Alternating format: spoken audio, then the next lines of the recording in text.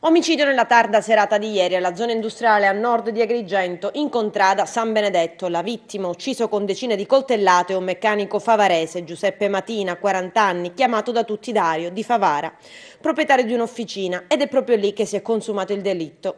Il presunto assassino, suo socio, Giovanni Riggio, 29 anni, originario di Palermo ma residente anche lui a Favara.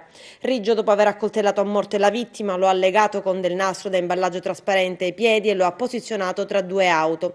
Ha chiuso la porta con il lucchetto e è andato via in macchina ed ha raggiunto i suoi familiari a Palermo.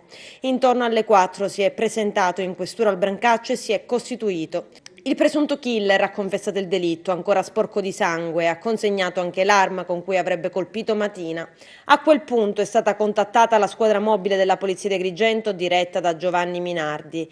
La polizia è andata a verificare quanto raccontato da Riggio nella sua confessione.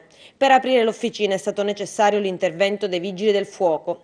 Riguardo alla dinamica, Matina e Riggio avevano un'officina, quella dove è stata uccisa la vittima, alla periferia di Agrigento, ma negli ultimi tempi i due erano ai ferricorti per questioni economiche. Le continue liti sono sfociate nell'omicidio. Giuseppe Matina avrebbe chiesto dei soldi della società indietro al 29enne Riggio, minacciando altrimenti di uccidere lui e la sua famiglia. Riggio ieri sera è andato in officina con la scusa di parlare e poi ha accoltellato.